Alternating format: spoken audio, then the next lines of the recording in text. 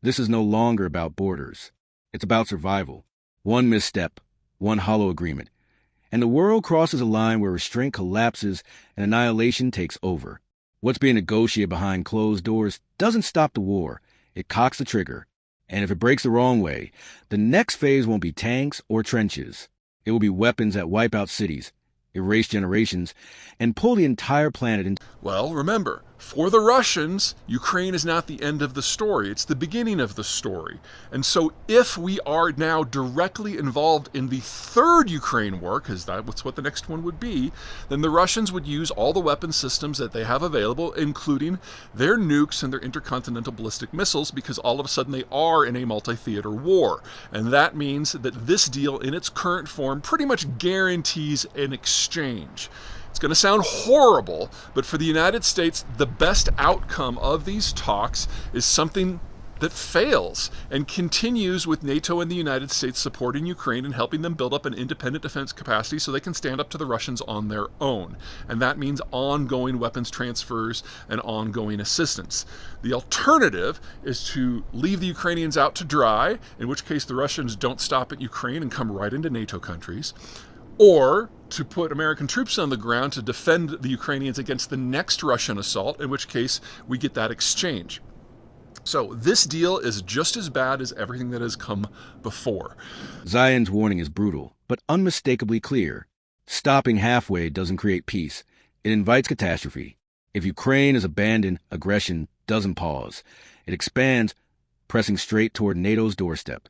If outside forces intervene directly, escalation becomes unavoidable on a global scale. The only path that avoids total disaster is empowering Ukraine to defend itself fully, relentlessly, and without hesitation. Zeihan leaves us staring into the abyss. Half measures don't freeze wars, they mutate them. And when pressure builds without release, violence doesn't disappear. It relocates.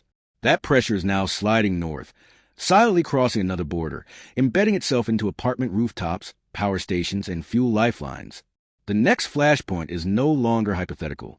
It has a name, a capital city, and leaders still dance while the floor beneath them burns.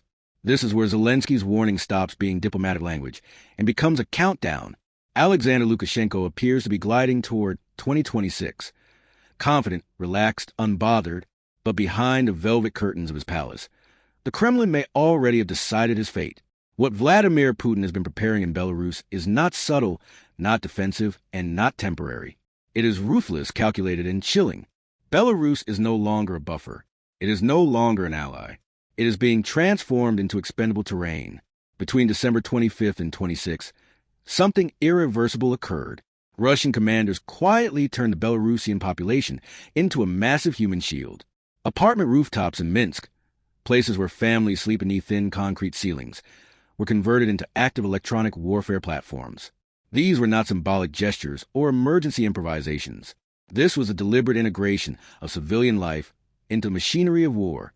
That same night, and again the following morning, unmanned systems launched from Belarusian and Russian airspace struck Ukrainian regions, including Volyn and Rivne. These attacks were not routed around civilians. They were routed through them. Reports confirmed systems operating from Belarus near critical rail infrastructure in western Ukraine. This was no proxy maneuver. It was direct operational use of Belarusian territory. With that, the illusion shattered. Ukraine understood immediately what it meant. Russia was no longer borrowing Belarusian compliance. It was consuming Belarusian sovereignty. Lukashenko's carefree posture, his public performances and visible comfort, suddenly looked grotesque against the backdrop of what his country was becoming. While he danced, his nation was being wired directly into Russia's battlefield. Zelensky's response was not emotional. It was precise. He made it clear that Russian operations were now using Belarusian land both geographically and technically. A threshold had been crossed. Tasks were issued, decisions queued, and the message was unmistakable. Ukraine would not absorb these blows in silence. From Kiev's perspective, the war is no longer parked at the border. It is echoing through the streets of Minsk. Military observers now anticipate a rapid Ukrainian buildup along the Belarusian frontier. Defensive systems, artillery units, and troop concentrations repositioned not as a threat, but as preparation. Because when a country allows itself to become a launch pad, it also becomes a target. That is the unspoken law of war Lukashenko chose to ignore. What makes the situation especially dark is the technical cruelty of the strategy. The devices mounted on civilian rooftops are not passive receivers. They are active electronic warfare transmitters designed to interfere with Ukrainian defenses, relay navigation signals for drones, and blind radar systems. They are deliberately placed atop high-rise apartment buildings to force an impossible choice: tolerate the attacks or strike civilian structures to stop them. This is not collateral damage. It is intentional human shielding.